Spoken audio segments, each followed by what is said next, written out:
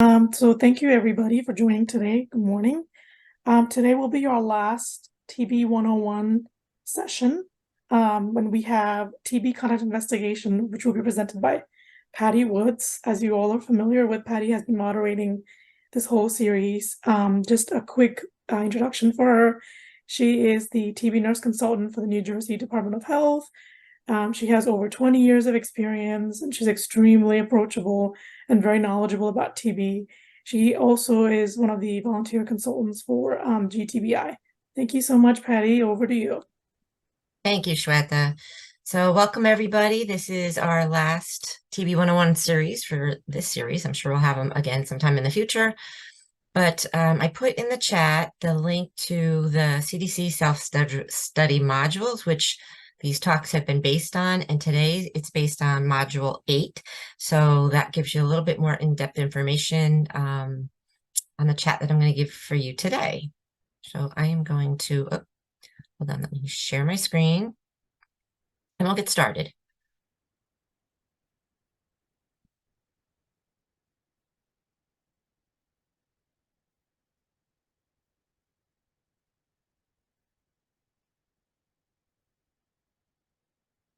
Okay. So what is a contact investigation? I think with COVID for the last few years, everybody's kind of has an idea what a contact is now, or a contact tracing is.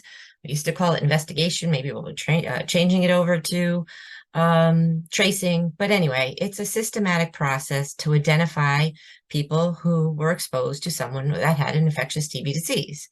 But that's not all we do. We also have to assess any contacts for TB infection, and we got to get those contacts that are positive treated, or if they have TB disease, find that and treat them. So for TB elimination to work, our highest priority, we always think about our cases and our our cases and our suspects, and we are, very vigilant about getting them in. And then we go to our second highest priority, and it's identification of contacts. And that is not the highest priority of just identifying them. The highest priority is not just identifying them, making sure they're evaluated, making sure if they're positive, they get on treatment and finish treatment. So our contacts are not done once we get that first or second test or get them on meds. We got to watch them till the end, because they're at the highest risk of breaking down when you're newly infected is the first 2 years. So they're really important. And so our contact investigations are part of our TB elimination. So some of our goals are we are going to identify all high and low risk contacts, and we'll talk about that a little bit later. We medically evaluate all appropriate contacts. We identify contacts diagnosed with LTBI and provide appropriate treatment to completion and prevent future disease. And trust me, if those contacts are not found or they don't finish treatment, you will sometimes see them back. I've seen contacts come back as cases because they didn't do what they were supposed to, or somehow they got missed.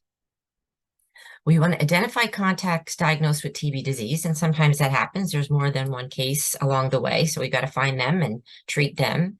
And then identify contacts at high risk of developing TB disease.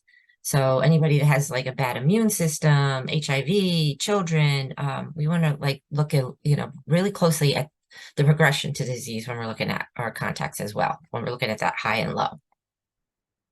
So who's responsible for all this? Well, the health departments are responsible because it's within the framework of public health. So just like the cases, our contacts are important to evaluate. So that comes under the health department. It could be a nurse case manager, or it could be, someone else that works in public health, working in the TB area. So let's go over some key terms. When we talk about an index case, that is the person that is suspected or has actual infectious TB or potentially infectious TB, for whom a contact initiation would be initiated for.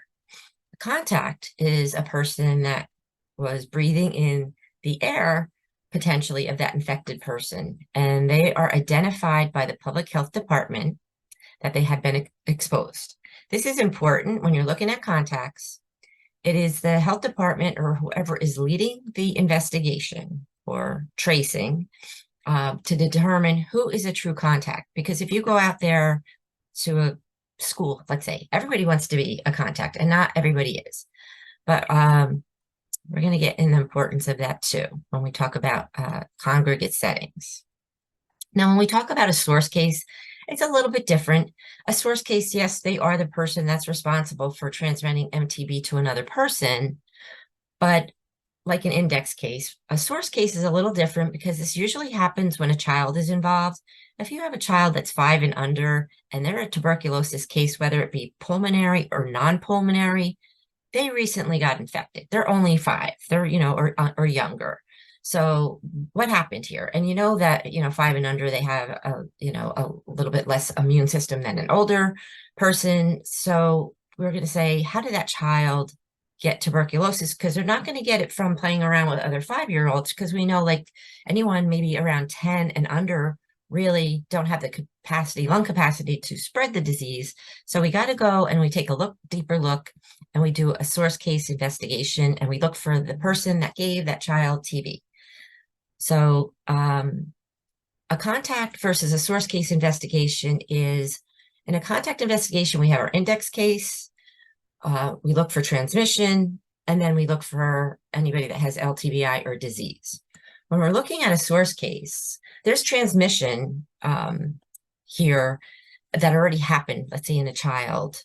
And so what we're looking for in this case is we're looking for the index case. Who started this, that the child got tuberculosis. So this is a really important term too. Exposure occurs when that individual shares airspace with an infectious or potentially infectious TB suspect or case. The exposure period is the period during which an individual is exposed to a potentially infectious index case. So not all individuals are necessarily classified as evaluated as contacts. So let's say you are working in an office in a cubicle with somebody sitting next to you that has tuberculosis. Well, first of all, we're going to say you're sitting next to them, so you were exposed, most likely a contact. But then you have another coworker that comes by maybe once a day and says hi for 5 minutes to the person that's suspected of having TB or has TB. Well, they were exposed, yeah, because they were possibly breathing the same air as that individual. But that doesn't necessarily mean we're going to deem this as a contact. So our exposure period is going to start whenever the individual is exposed to an index case during the infectious period, which we're going to talk about next. And then it's going to end whenever the exposure to the index case is broken and not resumed during the infectious period. So just like my coworker here next to me that has TB, my exposure period to that person is going to end when they went into the hospital. Now that might be different it might be different for family members. It's going to end not necessarily when they went in the hospital. It's going to end when they're no longer in work. So my exposure period would end when I no longer have contact with that individual. My coworker has tuberculosis or is sick, is home now. I haven't seen that person. So my exposure period ends right now. Now, our infectious period is a little bit different. Our infectious period is during the time which the TB case was potentially capable of transmitting M. tuberculosis, right? TB. So it establishes a probable start and endpoint of this potential transmission. And this is important when we're doing contact investigations because we want to capture everybody that they had potential contact with during that infectious period. So it's not determined with precise precision. It's an estimate. Sometimes you have to use your, intuition or your spidey sense when you're looking at, these infectious periods and doing these contact investigations. But we try to give you some good, solid foundations of timeframes. It's going to bring focus to your interview, and it's unable to conduct a quality investigation without it, because we need to know how long they were infectious so we can find out who they had contact with during that time. Okay, so there's a couple dates that we look at, and it usually starts 3 months back of when the person's having symptoms. So let's say my coworker here started having symptoms in July. So we would go 3 months back from July, which is April. That's when we would start their infectious period, and it's going to end when we have some biological data that says it's ended or exposure was broke. Sometimes we only go back a month, and this is when somebody doesn't have symptoms, the smears are negative, there's no cavitary disease, so it's it could be maybe a culture negative TB. Sometimes we'll only go back a month. So let's break it down. Oops, sorry, I'm going the wrong way.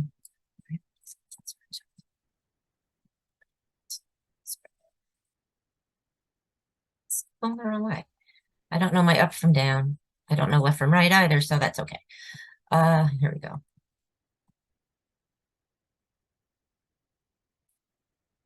There, that's what I was looking for. Okay, so we broke it down a little bit more, and this is in the CDC modules. This is where I got this chart from. So if your case has respiratory symptoms, yes. But they didn't have a positive smear or they didn't have a cavitary on their x-ray, we would still go back 3 months from symptom onset or the first finding of consistent TB, consistent with the TB, first findings of that are consistent with TB. So not everybody says they have a cough or symptoms. So if they have a cough, that's usually a symptom, or weight loss or anything that they say it was a symptom, we go 3 months back from that point. Some people will be like, I don't know what you're talking about. I never had a cough. But they go in for something, and then here pops up an abnormal x-ray, or here pops up a positive culture. We would go back 3 months from when they got that x-ray done, or 3 months when we got a culture done. So if you look at this chart, basically we're going to go 3 months back unless there's like really no symptoms, no smears, or no cavity in the chest x-ray. Then you might only want to go back a month. If you go back 3 months in that instance, it's fine too, but these are just recommendations. So this is just trying to give you a little bit of a time frame of, how we determine infectious periods. So the infectious period starts 3 months before symptom onset and ends the date that the case meets all the criteria for ending the infectious period. So 3 months before symptom onset starts the infectious period. So if they started saying that they had symptoms November 1st, we're going to go back to August 1st, 3 months back. They start treatment on November 15th, and they've been on treatment for 2 weeks, and they had a microbacterial response by December 1st. That's when we're going to end the infectious period. And this is smear positive. Smear negative, they're only going back 1 month. Smear negative, no symptoms, no cavities, they would go back 1 month. So the end of the infectious period is they're on effective treatment for greater than 2 weeks. So it has to be the correct regimen for greater than 2 weeks. Significantly diminished cough if initially symptomatic. This is really important because when people want to, I look at when people want to get out of isolation or out of the hospital and they can't produce anything, and we say, all right, well, they've been on meds for 2 weeks. My next question always is, but are they coughing? Because if they're coughing, they can still spread it. That's how it's, spread through a cough. If they're not coughing, I feel a lot better about it. And then we're going to talk about our biological end date, which is when there's 3 sputum smears negative that are collected at least 8 hours apart. So our biological end date versus our exposure is broken. So if you have contacts, sometimes there might be 2 dates for retesting, right? We might have when our biological response ended or when our exposure response ended, and that's usually the community. So if you look at my coworker here that started having symptoms in July, and now it's September, and he went out on leave September 1st. So as of September 1st, I haven't seen him. My end of my exposure date would be September 1st because he was no longer working as of September 1st. Now, the biological response is different. That's when they had 3 negative smears.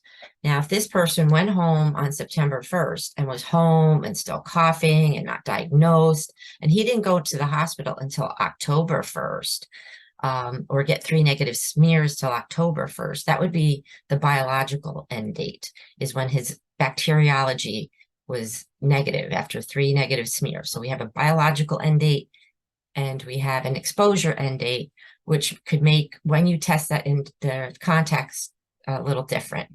So if I was in the contact investigation as a work person, my 8 weeks for retesting would start September 1st. If I was a family member and he was still home and I was still being exposed until he got his 3 negative smears or till my contact was broke in, say, October 1st when he went to the hospital, my 3 months for retesting would start then. So what's the effective contact investigation process? Building trust is really a very important step. When we first go to interview the patient, the first thing we want to do is kind of build a little rapport. Don't go in with your clipboard and your questions and start talking to them right away about who's your contacts, who did you expose. Let's have a little conversation and put them at ease, exchange some information, review exposure assessment, compile the list of contacts is important. We want to test for LTBI, provide treatment and recommendations. And then we always want to do a follow-up interview as needed. And preferably, we like to do that in the home. When we first go in, they're so overwhelmed with everything. They're so overwhelmed with their diagnosis and it's a public health threat. And, you're coming for contacts and, their head's swimming. So, it's nice to always follow up.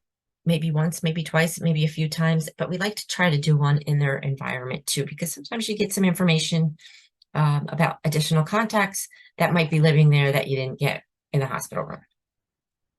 And remember, this is a process. You might not get everything you need on the first shot. They might not come forward with stuff on the first shot. So it's always just a process. So keep that in mind when you're doing interviews. Don't feel like you did the first interview and you're done, or don't feel bad that you did the first interview and you didn't get everybody. So we say a minimum of 2 interviews. It's really important that you listen to their concerns about the patient and don't get obsessed with trying to get the information from the patient. Like they're crying because of this diagnosis. And you're like, okay, well, forget about your diagnosis. I need to know about who you exposed. That's not going to really help. Always express appreciation for the opportunity to speak with the index case. Our first priority in effective TB prevention and control is completion of individuals' treatment. So that has to be our first priority. So if you think you're going to lose the index case because you're badgering them about contacts, make them your first priority. We definitely want to get those contacts. And we said that's a really high priority in TB elimination, but losing the index case is a higher priority than finding all the contacts immediately. Especially when it comes to you have to go to their job or their school, that could be tricky. So our pre-interviews phase is like our record review. So you're really going to get some good information before you even go in and you speak with this contact. You want to get histories of previous TB exposure or treatment. If he was treated before, possibly, are we thinking maybe he could be resistant to some things? If he had LTBI treatment before, if he was in contact before, we want to get some of his previous TB history. What's the site of disease? Because if it's extrapulmonary, we want to rule out pulmonary, but if it's extrapulmonary, we're not going to do a contact investigation because they can't spread it unless it's extrapulmonary and it's in the larynx. Laryngeal is the only extrapulmonary that we're going to do a contact investigation for. We want to look at symptoms, illness, and date of onset, because that's, again, when do those symptoms start is a good foundation of when we're going to go 3 months back to start the infectious period. And we want to know how sick are they? Were they coughing a lot? If they had a lot of cough, we might have some higher risk contacts, especially if we look at the chest x-ray and it's a cavity. So if you have somebody that has a cough, we look at the x-ray, it has a cavity, and then we look at our specimens and they're all 4+. well, this is telling me this person is probably really infectious, and we really want to, look at their immediate contacts as pretty high risk because of their clinical situation. We want to look at the treatment regimen. When was it started? Because, and make sure it's correct, the right dosages, the right meds, because that start date could be an indicator of when our infectious period might end. What was their HIV results and their weight, any current medical conditions. We want to look at any of their barriers and all their demographic information, because we want to make sure that this is all correct so we don't lose our case, so we can get the contacts. So some of the recommendations are by CDC that initiation and conducted initial interview should be conducted within 1 business day of that case report.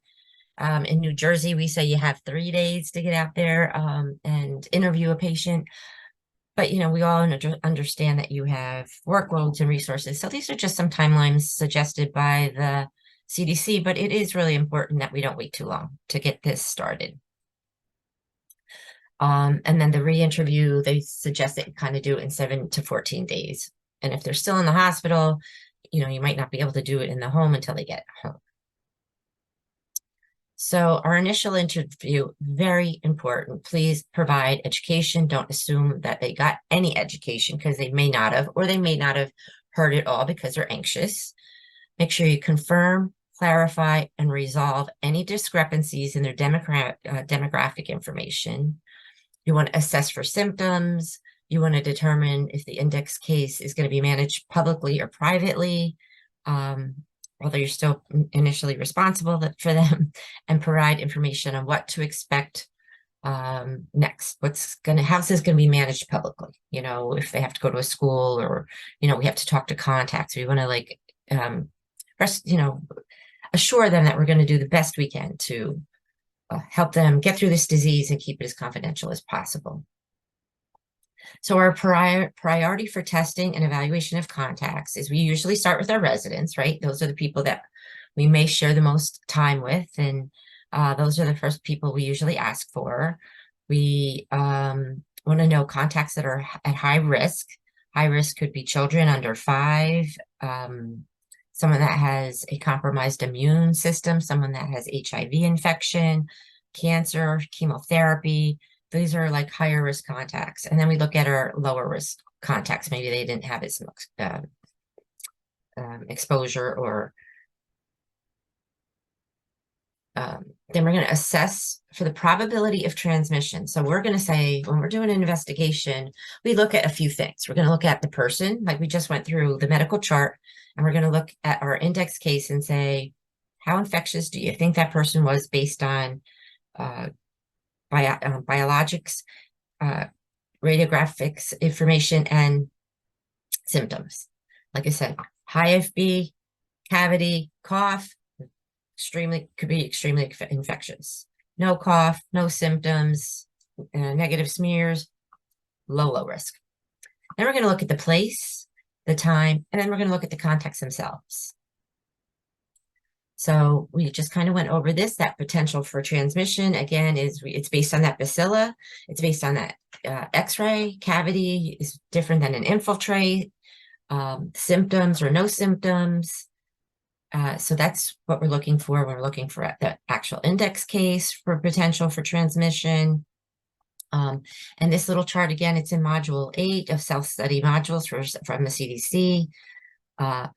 We're going to consider this person more infectious, cough, cavity, AFB, if it's in the lungs or the larynx, if they were not covering their mouth, they're not wearing a mask, they're not receiving adequate treatment, or they had a prolonged illness, if they were undergoing any cough-inducing procedures, those people who might be at high risk that, they didn't know before they did it before they knew he had TB, and are positive smears. And then on the other end, they don't have a cough, they don't have a cavity, they were taking respiratory protection, they were on the right treatment. So when they go back here, and they also talk about extrapulmonary, the one thing I also want to mention is the pleural effusion. But if they have pleural effusion, we always want to rule out, and the chest X-ray is negative, but they had a cough, you might want to do, a little bit of a contact investigation because sometimes, it might not come up on the chest x-ray, but they have a cough and, it's on the outside of the lung. So sometimes we'll even do, a contact investigation if they had symptoms in that situation, even though it would be considered non-pulmonary. Then we're going to look at the contact themselves. The contacts themselves is like how quickly can this progress to disease? And in some individuals, it's going to progress quicker than in others. So like with HIV infection, if somebody's has HIV infection, depending on their situation, they're not on meds or they're newly infected, or what if, they don't have a high CD4 count, and we do a contact investigation, we look at them and say, well, everything's negative, but they have this HIV infection. Is this negative really true, or it's indeterminate? Sometimes we'll treat HIV infected individuals like with window prophylaxis, like we would children, or we might treat them for LTBI for, a course of 4 months or 6 months or 9 months, just because we're not sure. But the other people that are risk of progression to disease is, again, anybody on a corticosteroid, TNFs, renal disease, end-stage renal disease, cancer of the head or neck, on cancer or chemotherapy, and then our children under 5. So then we talked about conditions like the place. So the setting where the MTB happens, is that like another factor that we look at? So the more concentrated the tuberculosis is in the air, the more chance your exposure, you're exposed and can be infected. So if I am driving in the winter with my coworker here with the windows up for a long period of time every day and they're coughing, the size of that space is small, there's no ventilation, there's no air cleaning system. That's going to change my criteria at looking for that contact, looking at that contact than if I was working with someone outside.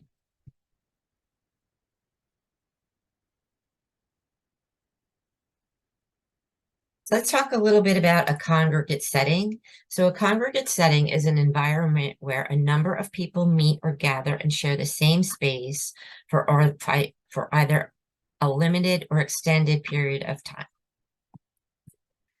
These are some examples that we would consider congregate site settings. It could be a residential living or treatment facility, a nursing home, hospice, a jail or a prison, shelter, workplace, child care center, or school. So our objectives of a congregate site assessment is to meet with the appropriate authorities to identify potential contacts. Now, when we have to go into a workplace, a school, or somewhere, we have to have that conversation with the patient and say, we really kind of need to do that. We don't want to blindside them, but we also want to ensure them that we're going to keep it as confidential as possible. So when you're going to meet with somebody, we really have to get it down to meet with the person that needs to know. If he has a direct supervisor who knows where everybody that sits by him or her, or her, or whoever we're doing the tracing for, that's the person that we need to meet with. We don't need to meet with every layer of management. And of course, that supervisor might have to bring more people in. That's fine. But they all have to be aware that they are also responsible for keeping this confidential, and they can't send out a letter or have an announcement on, through the school that such and such has TB and everybody, needs to come in and get tested. So they have to really understand how critical it is to keep this on a need-to-know basis. We're going to provide education to the authorities and any potential contacts. If you go into a school or a work site, you really want to bring down the panic. And the best way to bring down panic is explaining TB, because most people don't know. They hear TB and they're all ready to have a panic attack. And we just got to explain, how it's not very transmissible and bring it really down quickly. Minimize anxiety due to exposure. We want to assess the contacts and individual risk for exposure. So when we're looking at contacts, we have to have a little conversation with them to see what's going on with them medically, clinically. Do they have any symptoms? It's really important to do that assessment while we're doing any testing for them. And we want to build credibility and maintain control, identifying individuals determined to be contacts at high risk and proceeding to low risk contacts. So when you're doing a contact investigation in a school or workplace, you might have a bunch of people that want to be tested, and it really does your investigation no good to test everybody just because they want to be tested, because then you're going to not know if there's ongoing transmission, or because you're going to go into a school and you test an entire school that never had a case of TB, you're going to get people that didn't know they were positive and they're positive.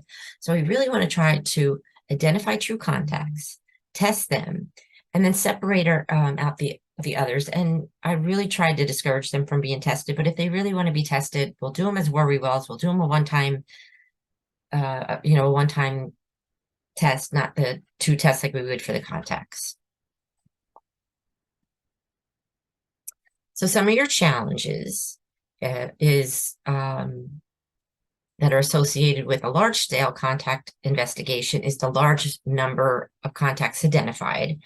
So again, if you're looking at your large-scale investigation, like a school, there should not be 1,200 people. There usually should not be like 1,200 people being tested in a school. We could bring it down to a lot closer to that. Like, who is in the classroom? Who spent, maybe more than one class with, but we don't need to test the whole school. But if we do have a large number of contacts, let's say there's 30, 40, 50, that's sometimes a challenge. How do we keep track of all that? How do we get them all tested? Potential for vague information when determining contact priorities, potential for incomplete identity and locating information. There's sometimes challenges in maintaining patient confidentiality, which we, do the best to do. What we sometimes do if we're doing like a work site or a school, we will put the index patient in that group of people that need to be tested. So everybody thinks, oh, well, that can't be the case because they need to get TB tested too. So it's a little, try to get them off the scent. But a lot of times they know because that person was out and they were sick. All you can say is, I cannot confirm or deny. You do not say, oh, yeah, you know what? You're right. Oh, that person was sick. Yeah, you're right. That's the person. No, we can't do that. Collaboration with officials and administrators who are unfamiliar with TB. And then we always have to watch media coverage. This actually happened to me like on my first school investigation. I honestly think the index patient called the media because they they wanted to know who gave them TB and they were very upset. So the media came. I didn't have to talk to them, thank goodness. But at the time, the state did. I wasn't working for the state, and Channel 9 News was out there, and they were spinning this story, and they were like, why weren't the parents notified? And we couldn't get there any faster because the patient called us on Friday to tell us they had TB and worked in a school, and we were in the school Monday. So media could be a challenge. So let's talk about maintaining confidentiality. We try to preserve it as best we can. And we don't want to lose our patient for breaking confidentiality. But we also have to remember that this is a public health issue. So sometimes we have to balance that. And there are certain leniencies in HIPAA when it comes to a public health issue, right? Because it's for the greater good. So when we're doing contacts and collecting data, these are all things that we have to maintain confidentiality for. A contact might not know exposed them. They might not live in a family. They might live in the same building, but they don't want that person to know that they have TB. So you might have to send a letter saying you were exposed, but you can't tell them to who, even if they live in the same building, let's say. When you're collecting and analyzing data, you got to be careful when you're doing let's say you're doing on-site testing. You don't want to have your contact list there with the name of the case on top, right? We've got to be careful about all that kind of stuff. And when we're referring patients to other jurisdictions, this is all stuff that, we have to be careful with. And, as medical professionals, I think we're all aware of it, but sometimes we just got to be careful we don't get complacent to it, like talking about things in the waiting room instead of bringing the patient to the back, right? So again, patient rights, they have basic rules of conduct between patients and any healthcare personnel involved in the medical evaluation, treatment, and management of patient. They do have some rights to confidentiality. And the healthcare personnel is anybody that's managing this case. It's not just the doctor, it's not just the nurse, it's anybody that's somehow involved in the managing of the care. It could be, anybody, a rep, a volunteer, anybody. So we have to respect patients' rights to ensure a successful patient healthcare personal relationships, and maintaining confidentiality is a key component in this relationship. How bad is your patient going to feel if they don't want you to tell somebody and then all of a sudden it's out there? And sometimes it's not your fault and it gets out there, but you got to promise that you're going to do your best. Confidentiality is protecting all patient information, including patient records and information discussed or identified during patient healthcare encounters. And strong patient healthcare relationships is built on trust and protection and confidentiality. Revealing personal information to others without the patient's permission can threaten that trust, right? And so I think we talked enough about confidentiality, but I know that's always a fine line to walk when you're doing these investigations, especially if you do have to go into a school or a work site, but sometimes it really has to be done. And then we have to determine when we might have to expand that investigation.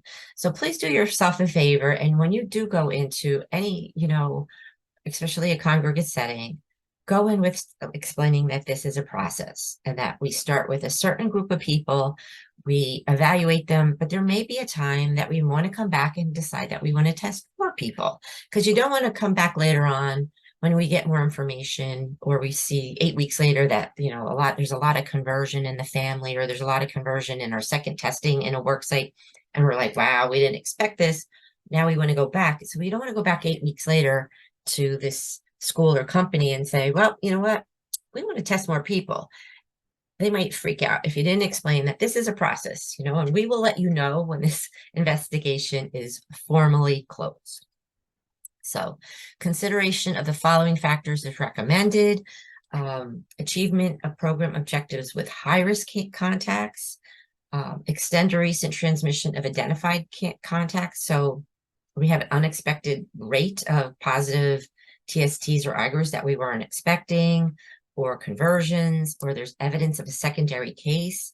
We investigate all these contacts and then we find another case, either in a home or at a work site. Well, then this whole investigation, we have to investigate that case. So they might have additional contacts that work in that building in a different area.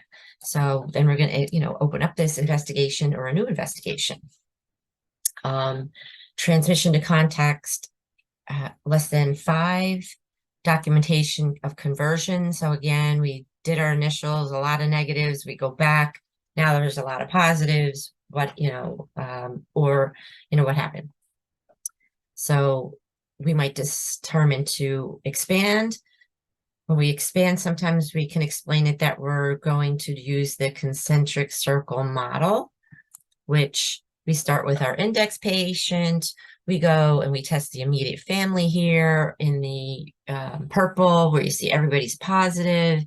And maybe that's a result that you didn't expect. Well, you have 2 positives, 2 negatives here, but if everyone was positive and that wasn't something we expected, we might want to go to the next circle, which we considered lower risk, but now because of some results, we're going to include that circle.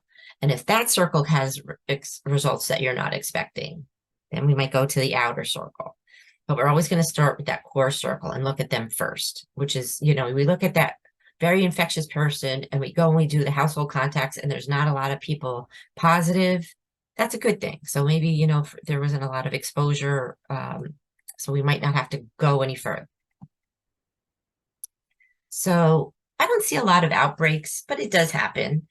And the definition of an outbreak is when 2 or more contacts are identified as being diagnosed with active TB, or any 2 or more cases occurring under 1 year of each other are discovered to be linked, or genotype linked to is established. So when we get a positive MTB specimen, they do all their cultures and sensitivities, but the other test that they do is a genotype test, and that's kept in a CDC database, and we can go back and say, it tells you like what gene, what type of TB it was or what area of TB it was. And then we could go back and see if it was linked. So if you have two cases that don't know each other and maybe have an unusual strain, but they're linked, we might want to say, go back and try to say, like, how did they both get this same genotypic TB when they don't know each other? Is there something going on in the community? Sometimes they can trace it back to like a grocery store or a hangout or a bar, so they don't know each other, but they both spend time in this one place. So we want to look for any more outbreaks in that community because through genotyping. And this is, again, we're looking for anybody that's out there that's undiagnosed, so you don't have more TB in your community. And again, like closing that investigation is consistent with local health department standards of practice for closing a contact investigation, depending upon conclusion of all initial and post-exposure testing, medical evaluations, and complete and latent TB treatment of all appropriate contacts. So when you're closing an investigation and there's not going to be any more testing going on, you could go back and tell a worksite or a congregate setting that, okay, we're done. Unless you have another TB case here, we're not going to come back and test anybody else. But the closing of that investigation doesn't mean it's closed necessarily medically for you guys, because we still want to make sure that is still open as far as making sure everybody completes treatment. And that is all I have for you today. So now we can open this up to any questions anybody might have regarding contact or anything that we discussed during this entire series.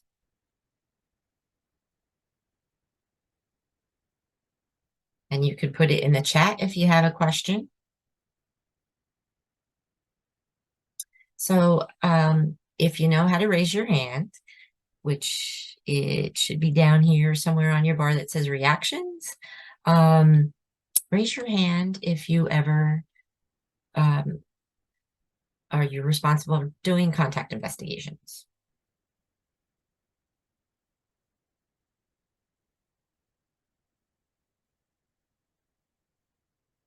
Okay. So we have a few that have done them, and if you haven't and you're new to this, you don't ever feel like you're alone because you have a lot of resources. But I have a question. Have you ever had a school or a congregate setting refuse to cooperate? And if so, then what? Oh, that's a really good question. I never had a school or a congregate setting that didn't want to cooperate. Usually they're super vigilant about getting people tested. If they refused, I would probably maybe try to do it a different way. I don't know if now in New Jersey, we do have laws that if a contact refused to get tested, we can actually write them a warning letter or summons, take them to court. So I don't know if that would fly with a school or a congregate setting. But what I would try to do in that instance is possibly try to get maybe some names of the individuals in a school that the index case can maybe give me some names or addresses, and maybe send a letter to the contacts that way. So how do you order the treatment card, Shweta? I will let you take that one. You could get them, I believe, put the link in the chat, Patty. I think you mean the drug treatment cards. They are fantastic. Yeah, definitely take advantage of them. If children are involved, you could involve Child Protective Services. Oh, okay, that's a good suggestion, right? If it's a school and there is a child, um, but would they go to the school? I don't know, but that's a really good question. And then, if it is a school, could you go, what would be the next step? Could you go to the Board of Ed and say this school is refusing? Interesting. Good questions, though.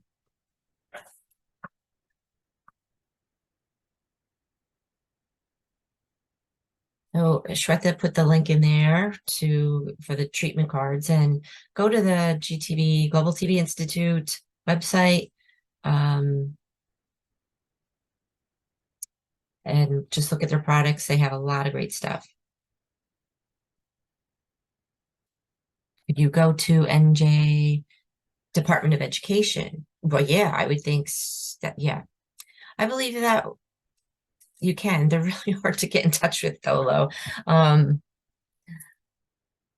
They have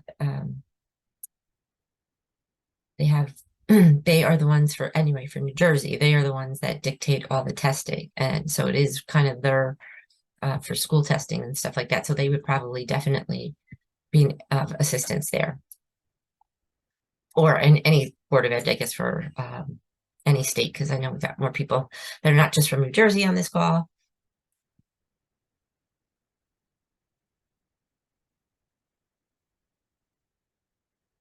We had a sheriff's office decline to participate for the potentially exposed officers. We did a bunch of extra talking and education. Officers wanted to participate. It was the leaders who were declining. Wow, that's really interesting. It sounds like were you able to get, if the officers want to participate, I don't think their superiors could stop them, but that's really interesting. Anybody else have any kind of situations like that they want to share, or how you would handle that?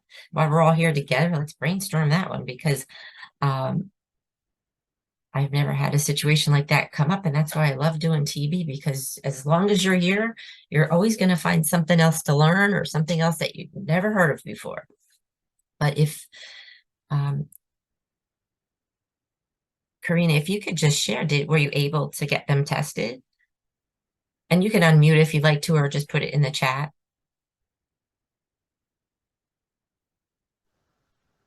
Easier to unmute. Yeah, we're working with them. It's still an ongoing investigation. So as they're seeing other departments who are potentially exposed go through the contact investigation and testing, the officers are coming forward saying, well, why can't I do that? And then that's putting pressure on their leaders to actually give us the information we need about shifts. Wow. Maybe they're afraid of getting sued or something. I don't know. That's interesting, but yeah, and it's one place where calling in county council to let them know what happens if they refuse to allow potentially exposed. We pull in county council for public health to talk to the county council for the sheriff. They talk together, and then that puts a little bit more weight on it also. Well, thank you for sharing that. That's really interesting. I do not do TB. I am being trained. Quick question. Outbreak is 2 or more contacts diagnosed with active TB, or 2 or more cases occur if less than 1 year of each other and linked genotype is established. If they are living together, not necessarily family. Living together, not necessarily family. Sorry, I'm going to scroll down. Would that be necessarily considered an outbreak? I mean, by definition, it might be considered an outbreak, but not really. An outbreak is something when you're getting 2 or more cases, just try to link them to see where they came from. Obviously, if they're living in one household, you might have 3, 4 cases, depending on what the situation is in that household. But I think that definition is just really like, if there's 2 or more cases in your community, or somehow they're linked, and just be aware that is there something else going out there that we can get ahead of it before there's more cases. One time we had like a nursing home, and there was a lot of, they had the employee testing, annual testing, and then all of a sudden there was like a lot of people that were positive. and there was no TB in the facility. So upon investigating more, like then there was like another group that became positive on like another side of building. So, that we considered an outbreak. And then we really had to go down and investigate it. And then we finally found out that actually there was a patient that expired and that was sick at the time that worked with these two groups. And upon looking at his x-ray, we said this person might have very well had tuberculosis, undiagnosed tuberculosis. So then we went back and we said, all right, well, who had contact with this person? And then we kind of looked at testing those people. So although the patient had expired, identifying that maybe there was an outbreak in that facility, we went and at least identified people that were exposed to hopefully prevent any further TB. Oh, and this is another question for, I think, Karina. Are they covered by a union like PBA? Yes, but we're not going down the union. We don't want to stir up the union pot too quickly. But that's a good idea.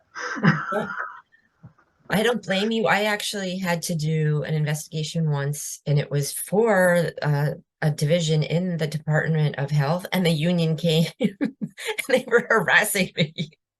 Because I was like, I did an education talk and I was like, you do not need to be tested. And the union was there like giving me this talk, like this is a deadly disease. And they were just being so harsh to me. So yeah, I get you. But all good. Oh, you'll never, like I said, TV never gets boring. You'll never know what you'll come across. And that's why it's really great for, to know that, you have these resources like the Global TB Institute and the National TB of America Coalition. It used to be the National TB Tuberculosis Controllers Association, but that's also a really good organization, national organization that has a lot of resources.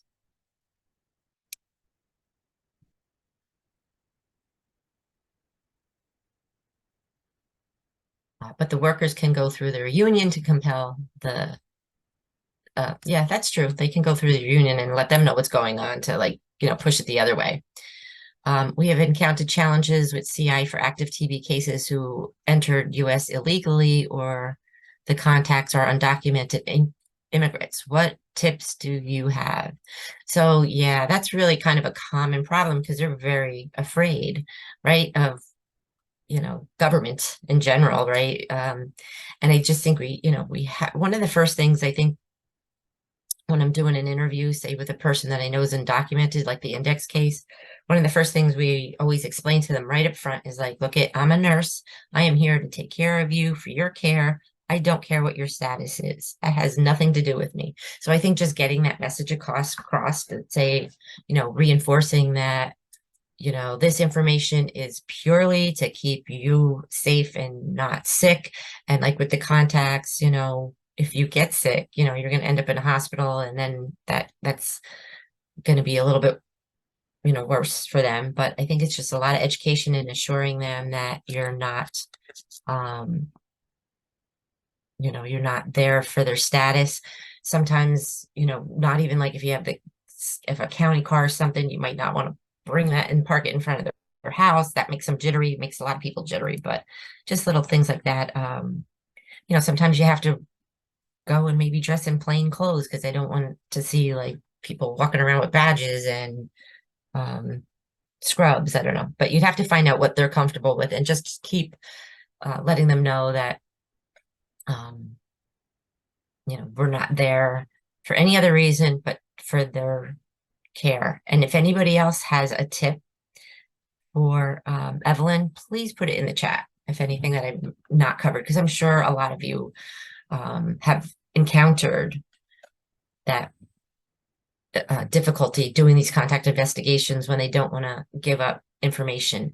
And like I did say before, it's a process. So sometimes it's just a matter of you getting their trust. You might have to go to their house or see them or do video DOT and talk with them every day. And a little bit more and more, they get to see that, hey, this person really cares about me and they're here for my health and I trust them.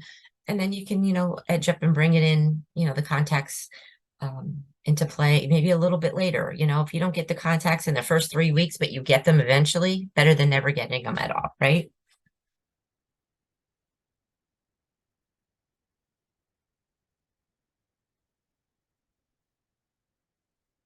Okay, and I don't see any more questions at the moment. This has been a great few weeks to spend with all of you guys. Hopefully you got something valuable out of our TB 101 series. And if you have any questions or concerns going forward, you are always welcome to contact the Global TB Institute. You can contact me if you like as a consultant for the Global TB Institute, and we will make sure that your questions do get answered or whatever support you might need. And sometimes the support could just be brainstorming with someone, which we do often. So with that being said, there's the Global TB Institute consultation is in the chat. And I'm going to just wish everyone a fantastic Friday and have a great weekend.